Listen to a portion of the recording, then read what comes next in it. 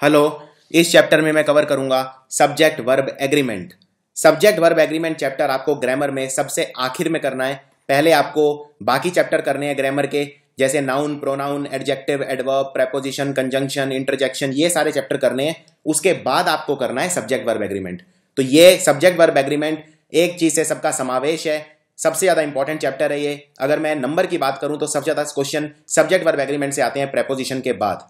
Preposition इसलिए important हो जाता है क्योंकि प्रेपोजिशन से रिलेटेड चैप्टर बहुत ज्यादा है। जैसे अगर आपको प्रेपोजिशन ढंग से समझ में नहीं आया तो फ्रेजल वर्ब ढंग से समझ में नहीं आएगा, फिल इन द ब्लैंक समझ में नहीं आएंगे। लेकिन सब्जेक्ट वर्ब एग्रीमेंट से क्वेश्चन सेंटेंस करेक्शन में सबसे ज्यादा आते हैं।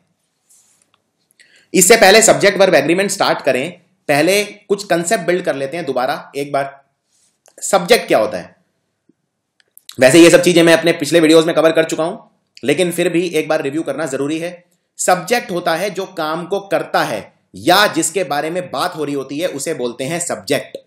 फॉर एग्जाम्पल, कोई भी सेंटेंस अगर है, उसमें अगर कोई काम हो रहा है तो काम को करने वाला सब्जेक्ट है। जैसे सेंटेंस है आई एम डांसिंग, मैं डांस कर रहा हूं, तो डांस कर कौन रहा है? आई, तो आई सब्जेक्ट है। तुम स्विमिंग कर रहे हो, स्विमिंग कौन कर रहा है? तुम, यानी यू सब्जेक्ट है। लेकिन कई बार क्या होता है, कोई सेंटेंस ऐसे भी होते हैं जिनमें एक्शन हो ही नहीं रहा होता, उसमें सब्जेक्ट को कैसे पहचाने? जैसे मान लीजिए चाबी घर के अंदर है, the key is in the house. अब इसमें कोई काम तो हो नहीं रहा, चाबी चुपचाप घर के अंदर पड़ी हुई है, कोई काम नहीं हो रहा, कोई एक्शन नहीं हो रहा, तो इसमें सब्जेक्ट क्या है? The key. वर्ब से पहले जो आएगा वो सब्जेक्ट होता है। तो इसमें वर्ब क्या है? वर्ब है इज, तो वर्ब से पहले जो आए वो सब्जेक्ट, और वर्ब के बाद में जो आता है उसे बोलते हैं ऑब्जेक्ट। इसी तरह वो एक वकील है, ही इज ए लॉयर। इस सेंटेंस के अंदर भी कोई काम नहीं हो रहा, लेकिन बात किसकी हो रही है? कोई पर्सन है, ही, उसकी बात हो रही है, तो ही सब्जेक्ट है। यानी सब्जेक्ट पहचानना बहुत आसान है। अगर कोई काम हो रहा है तो काम को करने वाला सब्जेक्ट है, और अगर किसी की बात हो रही है और काम नहीं हो रहा है तो जिसकी बात हो रही है, जिस चीज की, वो सब्जेक्ट है। अब देखते हैं वर्ब क्या होता है। वर्ब होता है जो काम हो रहा है, जो क्रिया हो रही है, एक्शन, उसको बोलते हैं वर्ब। फॉर एग्जाम्पल, अब ये सेंटेंस देखिए, I walk 3 miles every day, मैं रोज 3 मील चलता हूं। तो चलता कौन है? मैं, यानी आई हो गया सब्जेक्ट, और मैं क्या करता हूं? मैं वॉक करता हूं, तो वॉक हो गया वर्ब। सब्जेक्ट और वर्ब हमेशा साथ साथ आते हैं। इसको बोलते हैं सब्जेक्ट वर्ब एग्रीमेंट। सब्जेक्ट और वर्ब का एक रिश्ता होता है, और कोई भी सेंटेंस इंग्लिश भाषा के अंदर सब्जेक्ट और वर्ब के बिना बन ही नहीं सकता। सेंटेंस, सब्जेक्ट जो होता है और वर्ब, एक सेंटेंस के अंदर दो चीजों का होना जरूरी है, एक सब्जेक्ट और एक वर्ब। बाकी कुछ होना हो, कम से कम ये दो चीजें होनी ही चाहिए। और ये एक्शन वर्ब है। एक्शन वर्ब का मतलब ये एक्शन दिखा रहा है कि कोई काम हो रहा है। फॉर एग्जाम्पल, वो स्कूल जाता है, ही गोज टू स्कूल। इसमें ही है जाने वाला, तो ही हो गया सब्जेक्ट, और गोज हो गया वर्ब। इसी तरह मैं भगवान की पूजा करता हूं, आई प्रे टू गॉड, तो प्रे हो गया एक्शन यानी कि वर्ब, और आई हो गया सब्जेक्ट। दूसरे तरह के वर्ब होते हैं जिन्हें बोलते हैं लिंकिंग वर्ब। लिंकिंग वर्ब में कोई काम नहीं हो रहा होता, ये सिंपल लिंक करते हैं एक सब्जेक्ट को सेंटेंस में किसी और शब्द के साथ, जो उस सब्जेक्ट को डिस्क्राइब करता है या उस शब्द की विशेषता बताता है। लिंकिंग वर्ब के लेफ्ट में और राइट में जो चीजें हैं वो एकदम सेम होती हैं। फॉर एग्जाम्पल, मैं टायर्ड हूं, मैं थका हुआ हूं। इसमें अगेन कोई काम नहीं हो रहा, यानी ये एक्शन वर्ब नहीं है। और मैं थका हुआ हूं, इसमें ये आई कौन है? मैं। और ये टायर्ड पर्सन कौन है? ये भी मैं हूं। यानी वर्ब जो इसको लिंक कर रही है दोनों को, वो है एम। तो एम है लिंकिंग वर्ब, जिसमें आई भी मैं ही हूं और टायर्ड भी मैं ही हूं। एम ने क्या किया? सिर्फ लिंक किया। वो एक डॉक्टर है, इसमें ही और डॉक्टर एक ही पर्सन है, और वर्ब है इज। इज ने क्या किया? सिर्फ ही और ए डॉक्टर को लिंक किया, यानी ये है लिंकिंग वर्ब। इसी तरह हम बेस्ट फ्रेंड्स हैं, यहां पे बेस्ट फ्रेंड्स मान लीजिए ये दो लोग हैं, एक ये और एक ये बेस्ट फ्रेंड्स हैं। और ये वी कौन है? यही भी, यही सेम दोनों लोग हैं, यही बेस्ट फ्रेंड्स हैं। आर ने क्या किया? सिर्फ दोनों को लिंक कर दिया, यानी ये लिंकिंग वर्ब है। तीसरी वर्ब होती है हेल्पिंग वर्ब। हेल्पिंग वर्ब होती है जो सेंटेंस बनाने के काम आती है, उसे बोलते हैं हेल्पिंग वर्ब। फॉर एग्जाम्पल, मैं होमवर्क कर रहा हूं, आई एम डूइंग होमवर्क। इसमें वर्ब क्या है? Am doing. लेकिन एम डूइंग में भी असली वर्ब है डूइंग। एम क्या कर रहा है? सिर्फ इसको लिखने में हेल्प कर रहा है। आई एम डूइंग होमवर्क, तो एम हेल्पिंग वर्ब है, डूइंग मेन वर्ब है। इसी तरह I have written a letter, इसमें रिटन है main verb, right, wrote, written. Have क्या है? हैव हेल्पिंग वर्ब है। तो सेंटेंस बनाने में जो वर्ब हेल्प करती है वो हेल्पिंग वर्ब होती है। सो सबसे कॉमन जो हेल्पिंग वर्ब है वो है ये is, am, are, was, were, has, have और हैड। इनको यूज किया जाता है हेल्पिंग वर्ब के तौर पर। अब सबसे पहले देखते हैं सिंगुलर और प्लूरल सब्जेक्ट और वर्ब क्या होते हैं।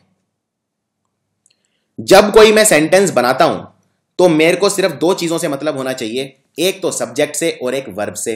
अब सब्जेक्ट और वर्ब एक वचन भी हो सकते हैं, बहुवचन भी हो सकते हैं, क्योंकि सब्जेक्ट एक वचन भी हो सकता है, बहुवचन भी हो सकता है। मान लो अगर मैं बोलता हूं कि मैं स्कूल जाता हूं, तो इसमें मैं अकेला हूं, मैं स्कूल जाता हूं, यानी मैं एक वचन हूं। अगर मैं बोलता हूं हम स्कूल जाते हैं, यानी हम क्या हैं, बहुत सारे लोग हैं, यानी सब्जेक्ट कौन है, हम, यानी हम प्लूरल सब्जेक्ट हैं। तो ये पता होना चाहिए कि सिंगुलर सब्जेक्ट क्या होता है और प्लूरल सब्जेक्ट क्या होता है। सिंगुलर से प्लूरल जब हम बनाते हैं, हमने नाउन्स चैप्टर के अंदर देखा था कि सिंगुलर से प्लूरल बनाने के बहुत सारे तरीके होते हैं। कभी हम एस लगाते हैं, कभी हम ई एस लगाते हैं। तो सिंगुलर सब्जेक्ट जो होगा उसमें एस नहीं लगता, प्लूरल वालों में जनरली एस लगता है। लेकिन वर्ब के केस में ये उल्टा हो जाता है। अगर सिंगुलर वर्ब है तो उसमें एस लगता है और प्लूरल वर्ब में एस नहीं लगता है। आइए इसको देखते हैं उदाहरण के तौर पर। अब ये देखिए, वो कहानी लिखती है, यानी शी राइट्स ए स्टोरी। वो लोग कहानी लिखते हैं, दे राइट ए स्टोरी। इसमें शी क्या है, एक वचन, सिंगुलर, अकेली लड़की है, लेकिन वर्ब के बाद में एस लगेगा।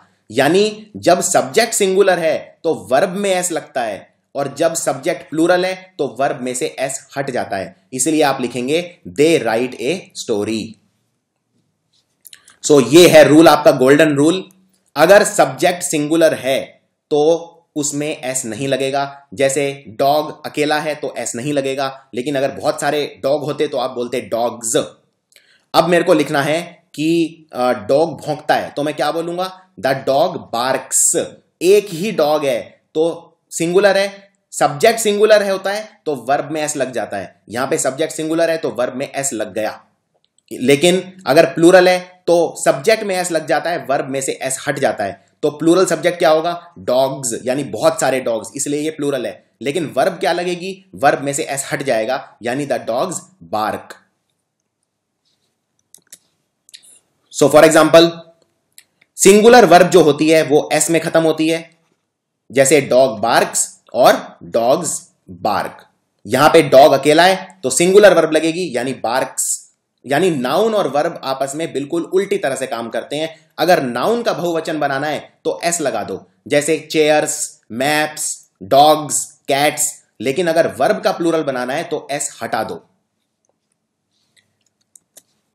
सो ये एक टिपिकल एग्जांपल है, द बैलून्स। अब बैलून्स क्या है, बहुत सारे गुब्बारे, यानी नाउन के अंदर मैंने एस लगा दिया। तो वर्ब कैसी होगी, जब नाउन सिंगुलर है, यहां पे नाउन कैसा है, ये एस लगाए, यानी नाउन प्लूरल है, तो प्लूरल है यानी वर्ब भी प्लूरल होगी। प्लूरल के साथ प्लूरल लगता है, सिंगुलर के साथ सिंगुलर लगता है। तो बैलून्स का क्या होगा, बैलून टेबल पर है, यानी the balloons are on the table. लेकिन अगर एक ही गुब्बारा है तो क्या बोलोगे, the balloon is on the table. तो यहां पे दोनों ही सिंगुलर है। सिंगुलर सब्जेक्ट के साथ सिंगुलर वर्ब लगेगी, प्लूरल सब्जेक्ट के साथ प्लूरल वर्ब लगेगी। फर्क इतना है, सिंगुलर नाउन में एस नहीं लगता है और प्लूरल वर्ब में एस नहीं लगता है। सिंगुलर वर्ब में एस लगता है, प्लूरल वर्ब में एस नहीं लगता है। बस ये आपको याद रखना है। अब इसमें सबसे पहले वैरायटी देखते हैं क्वेश्चन की कैसे आती है। सबसे पहली वैरायटी सबसे सिंपल तरह की आती है, सब्जेक्ट और वर्ब का रिश्ता होना चाहिए। यानी जब चेक करना है आपको सेंटेंस के अंदर की वर्ब कौन सी लगेगी, तो आपको सिर्फ सब्जेक्ट चेक करना है। बीच में अगर कोई और चीज आ जाती है तो उससे आपका मतलब नहीं होना चाहिए। वर्ब का रिश्ता सिर्फ सब्जेक्ट के साथ होना चाहिए। इसीलिए इस तरह के क्वेश्चन को करने का सबसे आसान तरीका यह है, आप सब्जेक्ट पहचान लो। सब्जेक्ट अगर सिंगुलर है तो वर्ब भी सिंगुलर आएगी, अगर सब्जेक्ट प्लूरल है तो वर्ब भी प्लूरल आएगी। सब्जेक्ट पहचानना सबसे इंपॉर्टेंट है सेंटेंस के अंदर। आइए इसको उदाहरण के साथ देखते हैं। अब ये देखिए, the worst garden pest are squirrels. सबसे गंदे जो कीड़ा है वो गिलहरियां होती हैं। सेंटेंस ये बोल रहा है। अब इसमें सबसे गंदा कीड़ा, द वर्स्ट गार्डन पेस्ट। अब पहले सबसे पहला काम ये कीजिए, सेंटेंस में वर्ब पहचानिए। वर्ब है आर। अब आपको ये डिसाइड करना है ये सेंटेंस ठीक है या गलत है। Worst garden pest are squirrels. ये जो स्क्वेरल है यानी गिलहरी है बहुत सारी हैं क्योंकि लिखा है स्क्वेरल्स, लेकिन ये सब्जेक्ट नहीं है। इस सेंटेंस का सब्जेक्ट क्या है? सब्जेक्ट हमेशा वर्ब से पहले लगता है और वर्ब क्या है? वर्ब है आर। तो आर से पहले सब्जेक्ट क्या है? पेस्ट, यानी इसका सेंटेंस का जो सब्जेक्ट है वो पेस्ट है, वो स्क्वेरल्स नहीं है। तो पेस्ट कैसा है? सिंगुलर, क्योंकि पेस्ट का प्लूरल क्या हो जाता है? पेस्ट्स। लेकिन पेस्ट सिंगुलर है तो सिंगुलर वर्ब के साथ सिंगुलर सब्जेक्ट है यानी सिंगुलर सब्जेक्ट के साथ सिंगुलर वर्ब लगेगी। लेकिन यहां पे तो आर लगाया हुआ है और आर प्लूरल होता है, बहुवचन होता है। आर का सिंगुलर क्या होता है? इज। तो ये सेंटेंस एकदम गलत है। यहां पे आंसर होना चाहिए the worst backyard paste is squirrels. इससे फर्क नहीं पड़ता गिलहरी एक है कि गिलहरी हजार है, गिलहरी से इस सेंटेंस में फर्क ही नहीं पड़ता क्योंकि यह सब्जेक्ट है ही नहीं। इसीलिए सेंटेंस में सब्जेक्ट पहचानो और सब्जेक्ट के हिसाब से वर्ब लगाओ।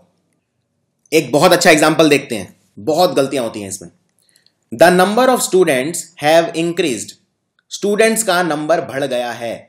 अब अपने आप से यह पूछिए इस सेंटेंस में कोई काम हुआ है कि नहीं हुआ है? काम हुआ है, नंबर बढ़ गया है, यानी काम हुआ है। लेकिन काम किसका हुआ है? क्या चीज बढ़ गई है? स्टूडेंट्स बढ़ गए हैं या नंबर बढ़ गया है स्टूडेंट्स का? स्टूडेंट्स का नंबर बढ़ गया है, यानी सेंटेंस का सब्जेक्ट स्टूडेंट्स नहीं है, नंबर है। तो नंबर क्या है? यहां पे नंबर लिखा है या मैंने नंबर्स लिखा है इस सेंटेंस में? अब ये डिसाइड कीजिए। मैंने लिखा है नंबर, यानी ये एक वचन है, सिंगुलर है, क्योंकि अगर बहुवचन होता तो मैं नंबर्स लिखता, यानी वर्ब भी कैसी होगी? सब्जेक्ट के हिसाब से एक वचन ही होगी। लेकिन यहां पे वर्ब क्या लिखी है मैंने? हैव। तो हैव नहीं होगा, हैव बहुवचन होता है, यहां पे क्या होगा? हैज। तो सही आंसर है the number of students has increased. इससे फर्क नहीं पड़ता कि स्टूडेंट एक है कि हजार है, स्टूडेंट सब्जेक्ट है ही नहीं, यहां पे सब्जेक्ट है नंबर और नंबर है सिंगुलर। तो सिंगुलर के हिसाब से वर्ब लगेगी, नंबर के हिसाब से वर्ब लगेगी, स्टूडेंट्स के हिसाब से नहीं लगेगी। इसीलिए सेंटेंस में सब्जेक्ट पहचानना सबसे जरूरी है। आइए और अभ्यास करते हैं। वर्ड और phrase come between subject and verb, ये सबसे ज्यादा कंफ्यूज करते हैं। क्योंकि अगर क्वेश्चन मान लो इस तरह का हो कि आपको एक सेंटेंस दे दिया और उसमें सब्जेक्ट दे दिया और वर्ब दे दिया और बीच में कुछ है ही नहीं, तो बहुत आसान हो जाएगा। आप सब्जेक्ट आसानी से पहचान लोगे और वर्ब आसानी से पहचान लोगे और उसके हिसाब से एडजस्ट कर दोगे। कंफ्यूज करने के लिए ये बीच में बहुत लंबा सेंटेंस बना देते हैं जिससे आप सब्जेक्ट पहचान ही ना पाओ। फॉर एग्जाम्पल, अब ये सेंटेंस देखो, the dog who likes to chase my cats have run away. वो कुत्ता जो मेरी बिल्लियों को डरा के भगा देता है वो भाग गया है। अब इसमें कौन भाग गया है? कुत्ता। और कुत्ता एक है या दो हैं या बहुत सारे हैं? कुत्ता तो सिर्फ एक है। और अगर जब कुत्ता सब्जेक्ट है इस सेंटेंस का और वो सिर्फ एक है तो वर्ब भी एक ही लगेगी, यानी सिंगुलर लगेगी। लेकिन यहां पे वर्ब क्या लगी है? हैव। तो ये हैव तो बहुवचन है, इसको मैं कन्वर्ट कर दूंगा हैज में। तो सेंटेंस होगा सही, the dog who likes to chase my cats has run away, क्योंकि सेंटेंस का सब्जेक्ट द डॉग है, कैट्स नहीं है। अब अगर कोई दो चीजें, दो सब्जेक्ट, उनके बीच में एंड आ जाता है तो वो प्लूरल हो जाते हैं, यानी एक और एक मिलके, दो एक वचन मिलके एक बहुवचन हो जाते हैं। 1 + 1 = 2। फॉर एग्जाम्पल, जैक अकेला है यानी सिंगुलर है, जिल भी अकेला है यानी सिंगुलर है। तो इनके साथ लेकिन बीच में एंड लग गया तो दोनों मिलके ये बहुवचन का काम करेंगे। इसे बोलते हैं एग्रीमेंट ऑफ नंबर। दो नंबर सिंगुलर मिलके प्लूरल बना देते हैं। इसीलिए आप ये नहीं बोलेंगे जैक एंड जिल वॉक्स अप द हिल, आप बोलेंगे Jack and Jill walk up the hill. क्योंकि जैक अकेला है तो आप बोल सकते हैं Jack walks up the hill, क्योंकि सिंगुलर सब्जेक्ट के साथ वर्ब में एस लगता है। लेकिन यहां पे दो लोग हो गए तो आपको प्लूरल वर्ब लगानी है और प्लूरल वर्ब के अंदर एस नहीं लगता है। सो सही आंसर है Jack and Jill walk up the hill. आइए एक और चीज देखते हैं इसी तरह से। मान लो राम आ रहा है तो मैं बोलूंगा राम इज कमिंग, राम आ रहा है। राम अकेला है इसलिए वर्ब भी सिंगुलर लगाई है, इज लगाया है, आर नहीं लगाया है। मान लो मैं बोलता हूं श्याम आ रहा है तो श्याम इज कमिंग। लेकिन अगर मुझे दोनों सेंटेंस को जोड़ के लिखना है तो मैं क्या लिखूंगा? राम एंड श्याम इज हो जाएगा आर, क्योंकि राम था अकेला, श्याम भी था अकेला, लेकिन 1 + 1 मिलके हो गया 2। तो यहां पे 1 + 1 = 2, क्योंकि बीच में लग गया एंड, इसीलिए वर्ब हो गई plural. Ram and Shyam is coming नहीं, Ram and Shyam are coming. लेकिन ऐसा नहीं है कि आप कोई भी सेंटेंस देखें कि जहां पे एंड दिख गया वहां पे आप सीधा प्लूरल लगा देंगे। अगर एंड का एंड एक और एक दो करता है तो ही आप प्लूरल बनाएंगे वर्ब को। अगर वो एंड एक वचन में ही रखता है चीजों को तो फिर आप उसे प्लूरल नहीं बनाएंगे। इस चीज का ध्यान रखना है। फॉर एग्जाम्पल, अब ये देखिए, सीता और गीता खेल रही थीं, इसमें क्या आएगा? वॉज आएगा कि वर आएगा? अब सीता खेल रही थी, सीता अकेली थी, गीता खेल रही थी, गीता अकेली थी, लेकिन बीच में लग गया एंड, यानी दोनों, यानी बहुवचन हो गया, तो आप इसमें लगाएंगे वर, ना कि वॉज, क्योंकि बहुवचन हो गया। लेकिन इस सेंटेंस को देखिए, सीता और गीता बहुत अच्छी मूवी थी, बहुत शानदार फिल्म थी। क्या यहां पे सीता और गीता दो अलग अलग चीजें हैं या एक ही पिक्चर का नाम है? तो सीता और गीता यहां एक ही पिक्चर है, यानी यहां पे एंड एक और एक दो नहीं कर रहा, यानी यहां पे आप बहुवचन नहीं लगाओगे, आप बोलोगे Sita and Gita was a good movie, ना कि वर ए गुड मूवी। इसलिए ऐसा नहीं है किसी भी सेंटेंस में आप एंड देखें और सीधा बहुवचन लगा दें, आपको सेंटेंस ध्यान से देखना पड़ेगा। अगर उसमें एंड बहुवचन बना रहा है चीजों को, तो ही बहुवचन वाली वर्ब लगेगी, वरना एक वचन वाली ही लगेगी। इस तरह ये कुछ और सेंटेंस देखते हैं। छोला और भटूरा टेस्टी होते हैं, यहां पे बीच में एंड लगाए, लेकिन छोला और भटूरा एक ही डिश होती है, इसीलिए इज लगाए। सो छोला एंड भटूरा आर टेस्टी नहीं, छोला एंड भटूरा इज टेस्टी, क्योंकि छोला और भटूरा एक ही डिश है, एक ही व्यंजन है। इसी तरह fish and chips, fish and chips अलग अलग डिश नहीं होते, फिश के साथ ही चिप्स खाए जाते हैं। सो फिश एंड चिप्स एक ही डिश है, बेशक बीच में एंड लगाए। सो इसीलिए यहां पे आप इज लगाएंगे कि आर लगाएंगे? यहां पे आप इज लगाएंगे। आप बोलेंगे fish and chips is my favourite dish. इसी तरह से ये सेंटेंस देखिए, मेरा फ्रेंड फिलोसोफर और गाइड आ गया है। यहां पे फ्रेंड, फिलोसोफर और गाइड, इनके बीच में एंड जरूर लगाए, लेकिन ये तीन अलग अलग व्यक्ति नहीं है, ये एक ही व्यक्ति है। इसीलिए मैं यहां पे हैज या हैव में से कैसे डिसाइड करूं? क्योंकि ये मेरा फ्रेंड, फिलोसोफर एंड गाइड एक ही व्यक्ति है, इसलिए मैं यहां पे हैज लगाऊंगा, हैव नहीं लगाऊंगा। अगर ये तीन अलग अलग व्यक्ति होते तो मैं हैव लगाता। आइए एक और सेंटेंस देखते हैं। Slow and steady win the race या विंस द रेस। अब यहां पे बीच में एंड लगाए, लेकिन फिर भी स्लो और स्टडी एक ही चीज होती है, इनको एक साथ ही बोला जाता है। ये टाइटल है, तो ये एक ही टाइटल है, यानी एक वचन है, इसलिए मैं लगाऊंगा विंस द रेस, क्योंकि जब एक वचन होता है तो वर्ब के अंदर एस लग जाता है। अब देखते हैं सब्जेक्ट वर्ब एग्रीमेंट के एक एक करके सारे रूल्स डिटेल के अंदर। इसमें मैं आपको शॉर्टकट ट्रिक्स बताऊंगा, सीधे सीधे आपको रूल याद करने हैं और क्वेश्चंस में अप्लाई करने हैं। अब देखिए, सबसे पहला रूल क्या है? अगर मैंने दो वर्ब के बीच में एंड लगाया था तो एक और एक दो हो जाते थे और मैं बहुवचन बना देता था। लेकिन अगर दो वर्ब के बीच में एंड नहीं लगता, दो सब्जेक्ट के बीच में एंड नहीं लगता, उसकी बजाय कोई और शब्द लगता है, तो वर्ब हमेशा मेन सब्जेक्ट के साथ एग्री करेगी, जो बाद में लिखा है उसके साथ एग्री नहीं करेगी। और ये सारे शब्द हैं जो बीच में लग सकते हैं एंड की बजाय। पहले आप इन शब्दों को याद कर लीजिए ढंग से। शब्द है with, together with, including, accompanied by, in addition to और as well as। अगर किसी सेंटेंस में ये शब्द आ जाते हैं तो इनके बाद में जो लिखा है उससे फर्क नहीं पड़ेगा, इनके पहले जो शब्द लिखा है सिर्फ वो डिटरमाइन करेगा कि वर्ब कैसी आएगी। फॉर एग्जाम्पल, ये सेंटेंस देखिए, Ram and Shyam are coming to the party. Ram और श्याम दोनों पार्टी में आ रहे हैं। ये सेंटेंस एकदम ठीक है, क्योंकि राम एक है, श्याम भी एक है, लेकिन बीच में लग गया एंड, तो राम और श्याम मिलके एक और एक हो गए दो, यानी बहुवचन, इसलिए मैंने लगा दिया आर। तो ये सेंटेंस बिल्कुल ठीक है। लेकिन इस सेंटेंस के बारे में आप क्या कहेंगे? Ram as well as Shyam is या आर? आपको यह डिसाइड करना है, इज आएगा कि आर आएगा कमिंग टू द पार्टी। इसका मतलब भी बिल्कुल वही है कि राम और श्याम पार्टी में दोनों आ रहे हैं, लेकिन मैंने यहां पे एंड नहीं लिखा है, एंड की बजाय मैंने लिखा है एज वेल एज। और आप जानते हैं, जब भी मैं लिखता हूं एज वेल एज, मैंने आपको 6-7 शब्द बताए हैं, जैसे with, as well as, accompanied by, together with. जब भी इस तरह के शब्द आते हैं तो इनमें सेंटेंस एक और एक मिलके दो नहीं बनाता, बल्कि जो वर्ड है उससे पहले जो सब्जेक्ट है सिर्फ वो देखा जाता है। यानी इसमें राम और श्याम में सिर्फ राम इंपॉर्टेंट है, श्याम इंपॉर्टेंट नहीं है, क्योंकि एज वेल एज शब्द के पहले जो लिखा है सिर्फ वो इंपॉर्टेंट है, उसी के हिसाब से वर्ब लगेगी। तो इसमें वर्ब सिर्फ राम के हिसाब से लगेगी, यानी राम अकेला पड़ गया, राम अकेला पड़ गया तो वर्ब भी सिंगुलर हो जाएगी। राम और श्याम मिलके एक और एक दो नहीं बना सकते, इसीलिए यहां पे आंसर होगा is. Ram as well as Shyam is coming to the party, are नहीं होगा। आइए इसका और अभ्यास करते हैं। अब ये वाला सेंटेंस देखिए, Amit accompanied by his wife has या have gone for the dinner. Amit अपनी पत्नी के साथ डिनर करने गया है। इसमें आप क्या भरेंगे, हैज या हैव?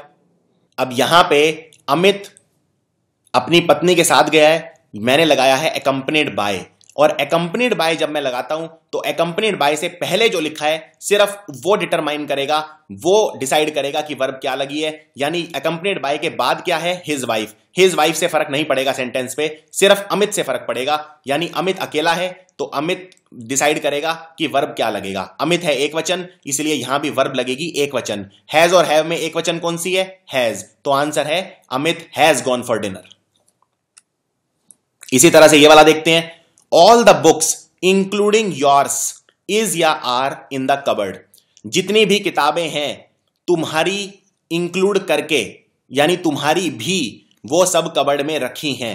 अब इसमें इज आएगा कि आर आएगा। अब इसमें इंक्लूडिंग से पहले जो आएगा सिर्फ वो डिटरमाइन करेगा, वो डिसाइड करेगा वर्ब। तो इंक्लूडिंग से पहले क्या है, ऑल द बुक्स, और बहुत सारी किताबें, ऑल द बुक्स मतलब सारी किताबें, यानी बहुवचन, यानी वर्ब कैसी आएगी, आर। तो इसका आंसर है आर। अब देखते हैं दूसरा रूल, जब सेंटेंस और या नॉर से ज्वाइन हो जाते हैं तो सब्जेक्ट होंगे वो कंबाइन नहीं होंगे, यानी 1 + 1 = 2 नहीं होगा। लेकिन फर्क इतना है, तब जो बाद में आएगा यानी फिल इन द ब्लैंक के सबसे नजदीक जो होगा उस पे डिपेंड करेगा कि वर्ब कौन सा आएगा। यह बिल्कुल उल्टा केस है। जब मैंने पिछले वाले शब्द देखे जैसे accompanied by, with, together with, उनमें शब्द के पहले वाला डिसाइड करेगा, इनमें शब्द के बाद वाला डिसाइड करेगा कि वर्ब कौन सा आएगा। आइए उदाहरण के तौर पे देखते हैं। मान लो किसी पार्टी में राम आ रहा है तो आप बोलेंगे राम इज कमिंग, और मान लीजिए राम के दोस्त भी आ रहे हैं तो आप बोलेंगे हिज फ्रेंड्स आर कमिंग। ये बिल्कुल ठीक है, राम अकेला है तो इज और उसके दोस्त बहुत सारे हैं तो आर। और जब आपने इन दोनों सेंटेंस को जोड़ के लिखा तो आप क्या लिखेंगे, Ram and his friends are coming, और यहां पे आर ही रहेगा क्योंकि राम है एक और हिज फ्रेंड्स हैं बहुत सारे, तो एक और बहुत सारे मिलके हो गए बहुत सारे, यानी वर्ब होगा आर। लेकिन इस सेंटेंस को देखिए, राम आ रहा है यानी राम इज कमिंग, ठीक है, हिज फ्रेंड्स आ रहे हैं यानी हिज फ्रेंड्स आर कमिंग। लेकिन अब आप बोलना चाहते हैं कि राम या उसके दोस्त आ रहे हैं, यानी कि दोनों में से कोई एक आ रहा है, या तो राम आएगा या उसके दोस्त आएंगे। तो यहां पे आप इज लगाएंगे कि आर लगाएंगे, राम और हिज फ्रेंड्स आर कमिंग या इज कमिंग। क्योंकि अगर मान लो राम आता है तो मेरे को इज लगाना पड़ेगा क्योंकि राम अकेला है, लेकिन अगर उसके दोस्त आ जाते हैं तो मेरे को आर लगाना पड़ेगा क्योंकि उसके दोस्त बहुत सारे हैं। तो यहां पे मैं क्या लगाऊंगा, इज लगाऊंगा कि आर लगाऊंगा, और मुझे ये पता नहीं है कि कौन आ रहा है, हो सकता है कोई भी आ जाए। तो इसमें कैसे डिसाइड करें, इसीलिए इसमें कैसे डिसाइड करेंगे, फिल इन द ब्लैंक के नजदीक जो है वो डिसाइड करेगा। तो फिल इन द ब्लैंक है मेरा ये, ज्यादा नजदीक कौन सा है, राम या उसके दोस्त, तो ज्यादा नजदीक है उसके दोस्त, और उसके दोस्त हैं बहुवचन यानी प्लूरल, तो वर्ब भी होगी प्लूरल, आंसर है आर कमिंग। आइए एक बड़ा ही अच्छा एग्जांपल देखते हैं।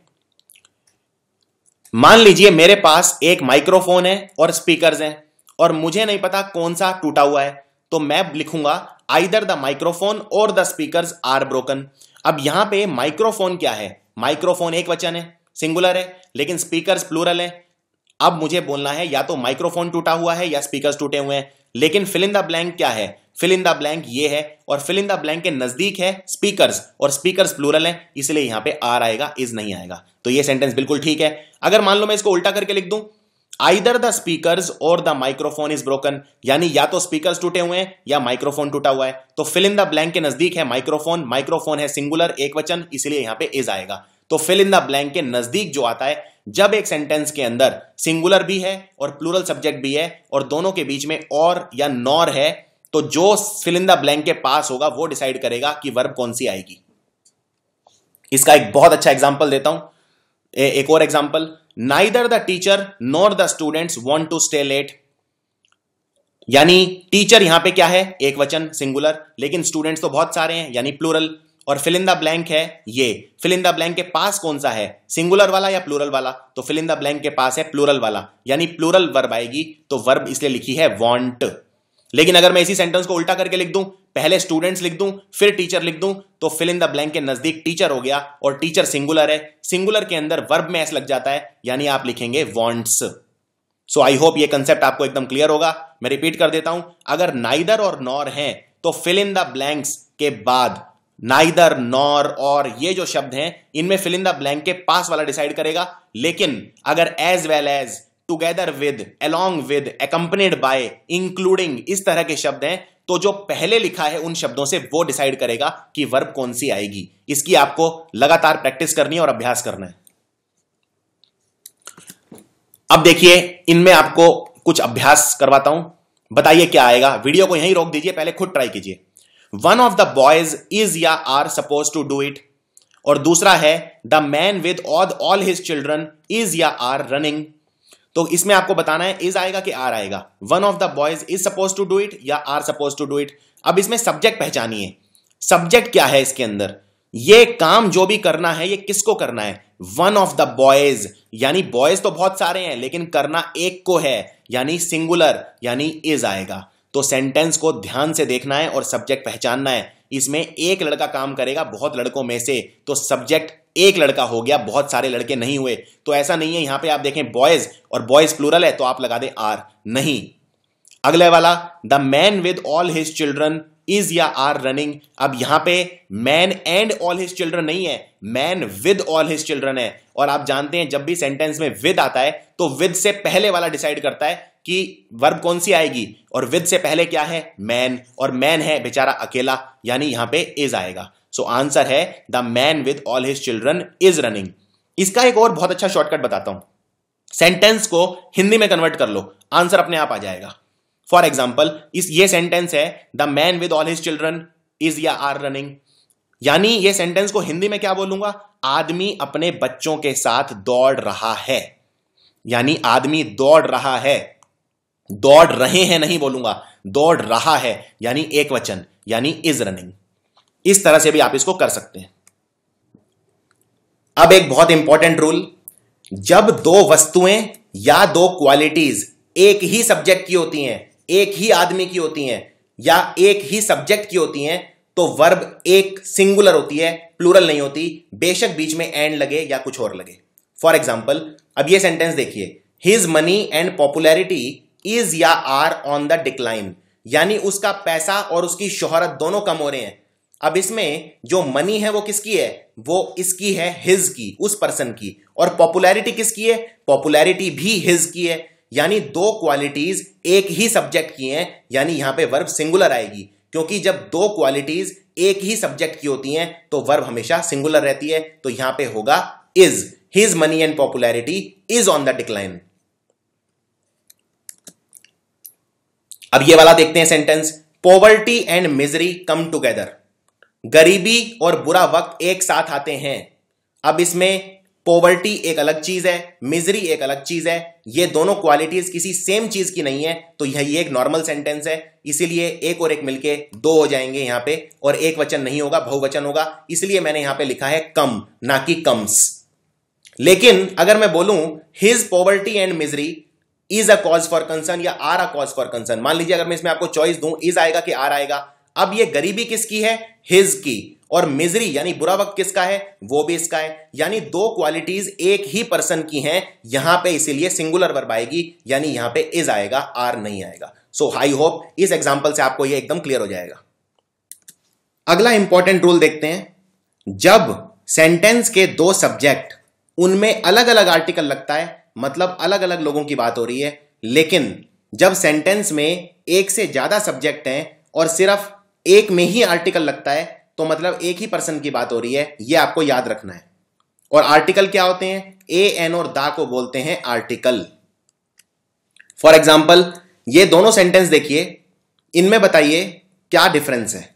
पहले वाला है the politician and the businessman have arrived, और दूसरा है the politician and businessman has arrived. Difference ये है, पहली बात तो ये दोनों सेंटेंस बिल्कुल ठीक हैं और दोनों में फर्क बता देता हूं। The politician and the businessman, इसमें देखिए दोनों के आगे अलग अलग दा लगा हुआ है, यानी दोनों के आगे अलग अलग आर्टिकल लगे हैं, दो अलग अलग व्यक्ति हैं ये, इसीलिए दो अलग अलग व्यक्ति हैं और दोनों के बीच में एंड लग गया है, यानी 1 + 1 = 2 हो गया है, इसीलिए मैंने बहुवचन लगाया है, क्योंकि दो व्यक्ति हैं यानी बहुवचन, इसलिए मैंने हैव लगाया है। पॉलिटिशियन अलग है, बिजनेसमैन अलग है, क्योंकि दोनों के आगे अलग अलग आर्टिकल लगे हैं, अलग अलग दा लगा है। लेकिन नीचे वाला सेंटेंस देखिए, the politician and businessman has arrived, इसमें पॉलिटिशियन और बिजनेसमैन एक ही व्यक्ति है, वही व्यक्ति पॉलिटिशियन है और वही व्यक्ति बिजनेसमैन भी है, इसीलिए सिर्फ एक ही दा लगाए, दोनों के आगे अलग अलग दा नहीं लगाए। तो ये एक ही व्यक्ति है, इसीलिए हैज का इस्तेमाल हुआ है, एक वचन का हैव का इस्तेमाल नहीं हुआ है। चलिए इसमें बताइए कौन सा ठीक है। ये आपके लिए अभ्यास है। हिटलर एक महान वक्ता और पॉलिटिशियन था। Hitler was a great politician and a great orator. तो इसमें कौन सा ठीक है? अब देखिए, इसमें ए है आर्टिकल और ओरेटर के आगे ए लगा दिया है, पॉलिटिशियन के आगे ए नहीं लगाया है। इसमें नीचे वाले में ओरेटर के आगे भी ए लगाए अलग से और पॉलिटिशियन के आगे भी अलग से ए लगाए, यानी ये दो अलग अलग व्यक्ति हैं। लेकिन मैं दो अलग अलग व्यक्तियों की बात नहीं कर रहा हूं, यहां पे मैं हिटलर की ही बात कर रहा हूं। वही ग्रेट ओरेटर था और वही पॉलिटिशियन था, तो आंसर है फर्स्ट। अब इन शब्दों पे ध्यान से नजर डालिए। सब्जेक्ट वर्ब एग्रीमेंट में सबसे इंपॉर्टेंट टॉपिक है डिस्ट्रीब्यूटिव प्रोनाउंस। ये एक डिस्ट्रीब्यूटिव प्रोनाउन भी है, इसलिए मैंने इनको प्रोनाउन में भी कवर किया है, लेकिन इन सबको मैंने यहां भी कवर किया है। इन सारे शब्दों के साथ हमेशा सिंगुलर लगता है, वर्ब हमेशा सिंगुलर रहेगा, ये आपको याद रखना है। ये शब्द कौन कौन से हैं? Each one, either, neither, everyone, everybody, anyone, nobody, somebody, someone, no one और एनीबडी। यानी ये जो शब्द इस तरह के होते हैं, कोई भी या हर कोई, हर एक, सब कोई, इन शब्दों के साथ वर्ब हमेशा सिंगुलर लगती है। और उसका कारण यह है क्योंकि ये शब्द प्लूरैलिटी को, बहुवचनता को एक वचनता में कन्वर्ट कर देते हैं, यानी प्लूरैलिटी को सिंगुलैरिटी में कन्वर्ट कर देते हैं। सो ये सारे शब्द, ये आपका गोल्डन रूल है, ये डिस्ट्रीब्यूटिव होते हैं नेचर के अंदर, यानी ये बांट देते हैं। क्या बांटते हैं? ये प्लूरैलिटी को सिंगुलैरिटी में बांट देते हैं, इसीलिए ये सिंगुलर बन जाते हैं और इनमें सिंगुलर वर्ब लगती है। फॉर एग्जाम्पल, ये कुछ उदाहरण है। Everyone is suppose to dance, हर एक को डांस करना है, यानी हर एक को, एक मतलब सिंगुलर। हालांकि ये बहुत सारे लोग हैं जिनको आप ये बोल रहे हो। मान लीजिए आप किसी पार्टी में हैं और वहां पे 50 लोग हैं और आप स्टेज पे खड़े होकर अनाउंस करते हैं कि डांस हर एक को करना पड़ेगा। हर एक को मतलब आपने जो बहुवचनता थी, यानी जो प्लूरैलिटी थी, 50 लोग थे, बहुवचन थे, उनको सिंगुलर में बांट दिया एक बोल के कि हर एक को डांस करना पड़ेगा। यानी आप बोलेंगे everyone is suppose to dance, verb singular लगेगी, प्लूरल नहीं लगेगी, जबकि लोग बहुत सारे हैं, इसीलिए ये सारे शब्द, इनमें वर्ब हमेशा सिंगुलर रहती है। फॉर एग्जाम्पल, अगर आपके पास दो आंसर हैं और आपको बोलना है दोनों में से कोई भी जवाब चलेगा, तो आप बोलेंगे either of the answers is correct, क्योंकि आइदर के साथ इज लगेगा, वर्ब सिंगुलर लगेगी। इसी तरह से each one of these questions is difficult, यहां पे भी इज लगेगा और यहां पे एग्जाम में जनरली ये सिंगुलर वर्ब की बजाय प्लूरल लगा देते हैं। For example, each one of these questions are difficult लिख देंगे और आपसे पूछेंगे इस सेंटेंस में क्या गलती है, तो आपको आर को इज में कन्वर्ट करना पड़ेगा। अब सेंटेंस है each of my classes are difficult, मेरी जितनी भी क्लासेज हैं सारी मुश्किल हैं, यानी मैं बोलना चाह रहा हूं मेरी जितनी भी क्लासेज हैं हर एक क्लास मुश्किल है, क्योंकि ईच का मतलब होता है हर एक, इसीलिए हर एक, एक मतलब सिंगुलर, इसलिए यहां पे वर्ब सिंगुलर लगेगी, आर नहीं लगेगा, इज लगेगा। सो सही आंसर है each of my classes is difficult. इसी तरह से एक और शब्द है जो अक्सर एग्जाम में पूछा जाता है, वो है मैनी ए। मैनी ए का मतलब होता है बहुत सारे, लेकिन मैनी ए के साथ सिंगुलर सब्जेक्ट लगता है। फॉर एग्जाम्पल, अगर आपको बोलना है बहुत सारी पतंगे, तो आप बोलेंगे मैनी काइट्स, मैनी मतलब बहुत सारी, या आप बोलेंगे मैनी अ काइट, एक ही बात है, दोनों का मतलब है बहुत सारी पतंगे, बोलने के तरीके अलग अलग हैं। अगर मैनी शब्द लगाएंगे तो उसके साथ बहुवचन लगाएंगे मैनी काइट्स, लेकिन मैनी के साथ अगर ए लगा देते हैं तो सिंगुलर लगेगा, लेकिन मतलब दोनों का एक ही है। अगर आपको बोलना है बहुत सारी किताबें, तो आप बोलिए मैनी बुक्स या बोलिए मैनी ए बुक, दोनों का मतलब है बहुत सारी किताबें। So many boys are coming to the party, बिल्कुल ठीक है, बहुत सारे बच्चे पार्टी में आ रहे हैं, many boys are coming to the party. लेकिन अगर आप बोलते हैं बहुत सारे बच्चे, तो मैनी बॉयज की बजाय आप ये भी बोल सकते हैं मैनी अ बॉय। तो many plus plural noun is equal to many plus a plus singular noun, और नाउन जब सिंगुलर है तो वर्ब भी सिंगुलर लगेगी। तो फर्क सिर्फ इतना आ जाएगा, यहां पे मैनी अ बॉय के बाद इज आएगा, आर नहीं आएगा। फॉर एग्जाम्पल, इसमें बताइए क्या आएगा, ये आपके लिए अभ्यास है। Many a little boy want या wants to become a doctor. बहुत सारे बच्चे डॉक्टर बनना चाहते हैं। मैनी अ लिटिल बॉय, अब यहां पे बहुत सारे बच्चों को आप क्या बोल सकते हैं? मैनी लिटिल बॉयज या मैनी अ लिटिल बॉय, क्योंकि मैनी प्लस ए के साथ सिंगुलर आता है, यानी यहां पे बॉय है, बॉयज नहीं है, और बॉय है तो वर्ब भी सिंगुलर आएगी। सिंगुलर वर्ब में हम हमेशा एस लगाते हैं, तो आंसर होगा wants to become a doctor. अब बात करते हैं कलेक्टिव नाउन की। कलेक्टिव नाउन क्या होते हैं? ये मैंने वैसे नाउन में भी कवर किया है, मैं दोबारा कवर कर देता हूं। कलेक्टिव बोलते हैं समूह को, जो समूह दिखाते हैं, ग्रुप दिखाते हैं। जैसे फैमिली, फैमिली में बहुत सारे लोग होते हैं, यानी ये कलेक्टिव नाउन है। टीम, टीम में बहुत सारे खिलाड़ी होते हैं, यानी ये समूह दिखाता है, यानी कलेक्टिव नाउन है। कमेटी, कमेटी में बहुत सारे लोग होते हैं, तो ये कलेक्टिव नाउन है। अब जो कलेक्टिव नाउन है ये दिखाते हैं समूह, ये भी एक ग्रुप दिखाते हैं, लेकिन ये होते सिंगुलर है। जैसे फैमिली है, फैमिली शब्द कैसा है? फैमिली सिंगुलर शब्द है, इसीलिए यहां पे हमने लिखा है द फैमिली राइड्स बाइक्स। मैंने राइड नहीं लिखा क्योंकि वर्ब सिंगुलर है, क्योंकि फैमिली शब्द सिंगुलर है। अगर मैं लिखता फैमिलीज तो यहां पे प्लूरल हो जाता, यानी राइड हो जाता। इसी तरह से टीम हर सैटरडे को प्रैक्टिस करती है, the team practices every Saturday.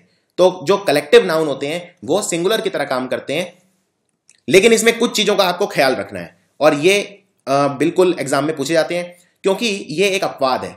अगर कलेक्टिव नाउन एक एकता दिखाते हैं तो वो सिंगुलर होते हैं, लेकिन अगर कलेक्टिव नाउन डिवीजन दिखाते हैं, यानी उनमें ऐसा लगता है कि अलगाव आ गया है, सेपरेशन आ गया है, यानी बहुता आ गई है, प्लूरैलिटी आ गई है, तो वो प्लूरल हो जाएंगे। For example, the jury has given its verdict. यहां पे जो जूरी है इसमें बहुत सारे लोग होते हैं, तो जूरी ने अपना फैसला सुना दिया है, यानी जूरी ने जब अपना फैसला सुनाया, जूरी में जितने भी लोग थे, चाहे अंदरूनी उनमें कुछ भी बात हुई हो, बहस हुई हो, लेकिन जब उन्होंने फैसला सुनाया तो एक होके सुनाया, यानी यहां पे यूनिटी नजर आ रही है। इसलिए मैंने यहां पे लिखा है the jury has given its verdict, क्योंकि हैज है सिंगुलर। लेकिन अगर मैं बोलता हूं जूरी बटी हुई है, बटी हुई है यानी डिवीजन का भाव आ रहा है, अलगाव का आ रहा है, एकता का भाव नहीं आ रहा, इसलिए मैं बोलूंगा the jury are divided over the issue. यहां पे जूरी इंडिविजुअल्स नजर आ रहे हैं, एकजुटता नजर नहीं आ रही, इसलिए the jury are, jury is नहीं होगा। इसी तरह कमेटी, अगर मैं बोलता हूं कमेटी डिसाइड करती है कि कैसे प्रोसीड करना है, काम को कैसे करना है, तो मैं बोलूंगा द कमेटी डिसाइड्स, क्योंकि जब कमेटी डिसीजन लेती है तो एकजुट होकर लेती है, यानी उनका फैसला एक होता है, इसलिए यूनिटी नजर आती है, इसलिए मैं लिखूंगा डिसाइड्स यानी सिंगुलर। लेकिन अगर मैं बोलता हूं कमेटी को कहा गया अपने अपने हाथ खड़े करने के लिए, यानी कमेटी में जितने भी मेंबर थे उनके अलग अलग हाथ हैं, उनका एक हाथ नहीं है, यानी एक अलगाव नजर आता है, यानी इंडिविजुअल्स नजर आते हैं, एकजुटता नजर नहीं आती, इसलिए यहां पे वर आया है, वॉज नहीं आया, प्लूरल आया है, क्योंकि ये बहुत सारे लोग हैं जिनके अलग अलग हाथ हैं, यानी बहुवचन। अब बात करते हैं सब्जेक्ट वर्ब एग्रीमेंट में अगले टॉपिक में, जिसको बोलते हैं कोई चीज नापना। जब हम किसी चीज को नापते हैं यानी मेजर करते हैं, अमाउंट मेजर करते हैं, क्वांटिटी मेजर करते हैं, तो उसमें हमेशा सिंगुलर वर्ब आएगी, ये आपको याद रखना है। जैसे अब ये सेंटेंस देखिए, 500 मीटर इज या are a long race. 500 metre एक बहुत लंबी रेस होती है, तो आप इसमें क्या भरेंगे? इज भरेंगे कि आर भरेंगे? अब आपको यह नहीं सोचना कि 500 मीटर तो बहुत ज्यादा होते हैं यानी बहुवचन है, ये बहुवचन नहीं है, क्योंकि यहां पे जो मीटर्स है ये नापने की यूनिट है, किसी चीज को मापने की ये एक इकाई है, इसीलिए यहां पे एक वचन आएगा। चाहे 500 मीटर हो चाहे 1000 मीटर हो, उससे फर्क नहीं पड़ता, यहां पे मैं किसी चीज को नाप रहा हूं, और जब मैं किसी चीज को नापता हूं तो हमेशा सिंगुलर आता है। सो आप इसमें लिखेंगे 500 metre is a long race. इसी तरह अगला सेंटेंस, 50 रुपीज इज या are not what I want.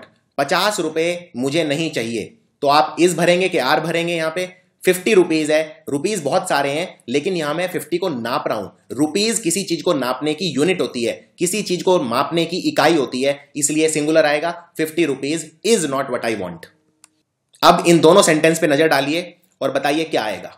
100 metres is a difficult race, बिल्कुल ठीक है, क्योंकि 100 मीटर, मीटर किसी चीज को नापने की इकाई है। लेकिन इस सेंटेंस को देखिए, 100 मैंगोज इज या are kept in the fridge. 100 mango, 100 आम फ्रिज के अंदर रखे हैं, इज आएगा कि आर आएगा? अब यहां पे मैंगो किसी चीज को नापने की यूनिट नहीं है, मीटर तो यूनिट है, मीटर, टाइम, सेकंड, ये सब यूनिट होती हैं। लेकिन मैंगोज कोई वस्तु है, तो ये नॉर्मल सेंटेंस है, इसमें मैं कोई चीज नाप नहीं रहा हूं, सिर्फ बता रहा हूं। और 100 मैंगोज है मतलब बहुवचन है, यानी यहां पे आर आएगा। So 100 mangoes are kept in the fridge. Next, uncountable noun जो होते हैं वो हमेशा सिंगुलर होते हैं। अनकाउंटेबल नाउन क्या होते हैं, ये मैंने नाउन्स वाले चैप्टर में बहुत डिटेल में कवर किया है, आप वहां भी देख सकते हैं। अनकाउंटेबल नाउन वो होते हैं जिनको मैं गिन नहीं सकता, और ये हमेशा सिंगुलर होते हैं। फॉर एग्जाम्पल मनी, मनी को मैं गिन नहीं सकता। मैं नोट को गिन सकता हूं, सिक्कों को गिन सकता हूं, लेकिन मनी को नहीं गिन सकता। सो मनी इज या are the root of most evils. Is आएगा कि आर आएगा? मनी अनकाउंटेबल नाउन है, यानी इज आएगा। Money is the root of most evil. All the equipment has या हैव बीन रिमूव्ड। हैज आएगा कि हैव आएगा? इक्विपमेंट क्या होता है? उपकरण। उपकरण अनकाउंटेबल होते हैं, सो इक्विपमेंट शब्द अनकाउंटेबल नाउन है, यानी यहां पे हैज आएगा। सो आप बोलेंगे all the equipment has been removed. कुछ ऐसे शब्द होते हैं जो दिखते प्लूरल जैसे हैं, लेकिन उनमें सब्जेक्ट पे डिपेंड करेगा कि सिंगुलर आएगा कि प्लूरल आएगा। For example any of, some of, none of, a lot of, plenty of, all of. ये प्लूरल जैसे दिखते हैं सारे के सारे, लेकिन इन पे डिपेंड करेगा सब्जेक्ट के ऊपर। अगर सब्जेक्ट सिंगुलर है तो वर्ब भी सिंगुलर आएगी, अगर सब्जेक्ट प्लूरल है तो वर्ब भी प्लूरल आएगी। आइए देखते हैं इसका मतलब क्या है। फॉर एग्जाम्पल कुछ लड़कियां आज नहीं आई हैं, तो सम ऑफ आया है। सम ऑफ के साथ लड़कियां बहुवचन है, इसलिए वर्ब भी हैव आएगी, यानी बहुवचन आएगी। लेकिन अगर मैं बोलता हूं थोड़ा सा केक खा लिया है मैंने, तो सम ऑफ द केक। अब केक क्या है? केक सिंगुलर है, तो सम ऑफ, यहां पे सम ऑफ सिंगुलर के साथ लगाए, केक के साथ लगाए, यानी यहां पे वर्ब भी सिंगुलर आएगी, यानी हैज आएगा। अगर यहां पे मान लीजिए केक्स होता तो फिर मैं यहां पे प्लूरल कर देता, हैव कर देता। यानी सम ऑफ अपने आप में कुछ नहीं दिखाएगा, सम ऑफ जिसके साथ लगाए वो डिसाइड करेगा कि सिंगुलर आएगा कि प्लूरल आएगा। For example some of the furniture. Furniture uncountable noun है, यानी सिंगुलर आएगा, तो यहां पे इज आएगा, आर नहीं आएगा। अब देखते हैं परसेंट और परसेंटेज में क्या फर्क होता है। परसेंट डिपेंड करता है कि किसके साथ आएगा। सिंगुलर सब्जेक्ट के साथ आएगा तो सिंगुलर वर्ब लगेगी, प्लूरल के साथ आएगा तो प्लूरल वर्ब लगेगी। और परसेंट के पहले हमेशा नंबर लगता है, जैसे 50%, 60%, लेकिन परसेंटेज के पहले कभी भी नंबर नहीं लगता। और परसेंटेज जो शब्द है वो हमेशा सिंगुलर होता है, लेकिन परसेंट जो शब्द है उसमें डिपेंड करता है सब्जेक्ट के ऊपर। अगर सब्जेक्ट सिंगुलर है तो वर्ब भी सिंगुलर आएगी। फॉर एग्जाम्पल 2% बच्चे क्लास में फेल हो गए हैं, ओनली 2% ऑफ द स्टूडेंट्स। अब यहां पे स्टूडेंट्स प्लूरल है तो वर्ब भी प्लूरल आएगी, इसीलिए आप यूज करेंगे have. Around 10% of the forest is destroyed each year. 10% जंगल हर साल खत्म हो जाता है, तो यहां पे जंगल सिंगुलर है, फॉरेस्ट ना कि फॉरेस्ट्स, इसीलिए यहां पे सिंगुलर वर्ब आएगी, यानी इज आएगा। लेकिन परसेंटेज हमेशा सिंगुलर रहता है, चाहे कोई भी सेंटेंस हो, अगर उसमें परसेंटेज आ गया मतलब सिंगुलर आएगा। जैसे the percentage of students who failed has decreased. The percentage of students who fail have decrease, तो इसमें क्या आंसर होगा? परसेंटेज के साथ हमेशा सिंगुलर आता है, यानी हैज आएगा। The percentage of students who fail has decreased. आइए अब कुछ एग्जाम में आए हुए क्वेश्चंस की प्रैक्टिस करवाता हूं आपको, जिससे आपको थोड़ा और कॉन्फिडेंस आ जाए। यह सेंटेंस देखिए, इसमें बताइए क्या आएगा। A journey of 1,000 miles began या begins with a small step। यानी हजारों मील की दूरी एक छोटे से कदम से शुरू होती है। इसमें begin आएगा कि begins आएगा? अब अपना इसमें गोल्डन रूल लगाओ, सब्जेक्ट पहचानो, वर्ब अपने आप आ जाएगी। सब्जेक्ट क्या है इसमें, क्या चीज स्टार्ट होती है? जर्नी। अब वो जर्नी कितने कदमों की है उससे फर्क नहीं पड़ता, सब्जेक्ट इसमें जर्नी है और जर्नी सिंगुलर है, यानी यहां पे begins आएगा। जब सब्जेक्ट सिंगुलर होता है तो वर्ब के अंदर एस लगा देते हैं, तो आंसर है बिगिंस। इसी तरह जितने भी महाद्वीप हैं, कॉन्टिनेंट्स हैं, सबका नाम कॉन्सोनेंट पे स्टार्ट होता है। The name of all the continents ends या एंड विद अ कॉन्सोनेंट। जितने भी महाद्वीप है उनका नाम कॉन्सोनेंट पे खत्म होता है। एंड आएगा कि एंड्स आएगा? क्या चीज कॉन्सोनेंट में खत्म होती है? नाम, यानी सब्जेक्ट है नाम, कॉन्टिनेंट्स नहीं। और नाम क्या है? सिंगुलर, क्योंकि अगर प्लूरल होता तो नेम्स होता, यहां पे है सिर्फ नेम, यानी सिंगुलर है, तो यहां पे आएगा एंड्स। अगला है रेप्यूटेशन बनाने में कई साल लग जाते हैं, तो इट टेक्स या it take years to build reputation. तो यहां पे इट है सब्जेक्ट, तो यहां पे इट सिंगुलर है, सिंगुलर के साथ आएगा takes. Next, the introduction of tea, coffee and juice has या हैव इट्स ओन एडवांटेजेस। किस चीज के अपने एडवांटेज और डिसएडवांटेज हैं? इंट्रोडक्शन के। वो इंट्रोडक्शन किस चीज का है इससे फर्क नहीं पड़ता, इंट्रोडक्शन के अपने एडवांटेज और डिसएडवांटेज हैं, यानी इंट्रोडक्शन सब्जेक्ट है। और इंट्रोडक्शन क्या है? एक वचन, यानी यहां पे आएगा हैज। इसमें बड़े आसानी से कंफ्यूजन हो सकती है क्योंकि टी, कॉफी और जूस बहुत सारी चीजें हैं, तो आप सोचोगे ये बहुवचन है, ऐसा नहीं है। सब्जेक्ट ये है ही नहीं, सब्जेक्ट इंट्रोडक्शन है, इसमें टी, कॉफी और जूस नहीं है। इसी तरह A rise in rents and wages has या have been found across Delhi in the last decade। यानी दिल्ली में राइज देखा गया है, किस चीज में? रेंट्स और वेजेस में। तो राइज किस चीज में देखा गया है इससे फर्क नहीं पड़ता, क्या देखा गया है? राइज। तो राइज सब्जेक्ट है और राइज क्या है? एक वचन, सिंगुलर, यानी यहां पे हैज आएगा। अब ये बताइए इसमें कौन सा ठीक है? ये काफी फेवरेट क्वेश्चन है एग्जामिनर के इस तरह के। A white and black gown was bought by her. A white and a black gown was bought by her. उसने एक व्हाइट और ब्लैक गाउन खरीदा। अब इसमें a white and black gown में ए सिर्फ एक ही बार लगा है। आर्टिकल जब एक ही बार लगता है, बार बार नहीं लगता, मतलब एक ही चीज है, यानी एक ही गाउन है, वो ही व्हाइट है और वो ही ब्लैक है, इसीलिए यहां पे सिंगुलर आएगा वॉज। यानी ऊपर वाला सेंटेंस बिल्कुल ठीक है, लेकिन नीचे वाला देखते हैं। ए व्हाइट एंड ए ब्लैक, दोनों के आगे अलग अलग आर्टिकल लगाए, यानी ये दो अलग अलग गाउन है, एक व्हाइट गाउन है और एक ब्लैक गाउन है, यानी बहुवचन हो गए। तो बहुवचन यानी यहां पे वॉज लगाया, यानी ये गलत है, यहां पे वॉज नहीं आएगा, यहां पे वर आएगा, क्योंकि दो अलग अलग गाउन खरीदे गए हैं, यानी बहुवचन। ये सेंटेंस बताइए ठीक है या गलत है? The quality of apples and oranges are very good. जो संतरे और सेब हैं उनकी क्वालिटी बहुत शानदार है। क्या चीज बहुत शानदार है? क्वालिटी, यानी सब्जेक्ट है क्वालिटी। एप्पल्स और ऑरेंजेस से फर्क नहीं पड़ता, एप्पल और ऑरेंजेस बहुवचन है लेकिन उससे फर्क नहीं पड़ता। सब्जेक्ट क्या है? क्वालिटी। क्वालिटी क्या है? सिंगुलर, यानी यहां पे आर नहीं आएगा, इज आएगा। Quality of apples and oranges is very good. So ये था complete chapter subject verb agreement का। आई होप इससे आपको काफी क्लैरिटी मिलेगी सब्जेक्ट वर्ब एग्रीमेंट में। इसमें जो सबसे इंपॉर्टेंट चीज याद रखनी है वो ये रखनी है कि सब्जेक्ट वर्ब एग्रीमेंट में हमेशा पहले सब्जेक्ट देखो सेंटेंस के अंदर क्या है, उसके हिसाब से वर्ब लगाओ। क्वेश्चन जो आएंगे वो वही आएंगे जो मैंने इस पेन ड्राइव में इस चैप्टर के अंदर कवर किए हैं, इससे बाहर कोई भी रूल नहीं आएगा। तो अब आपको अभ्यास करना है इसका, जितना से ज्यादा हो सके इसका अभ्यास कीजिए और आई होप आपके इसमें बहुत अच्छे नंबर आए। Thank you.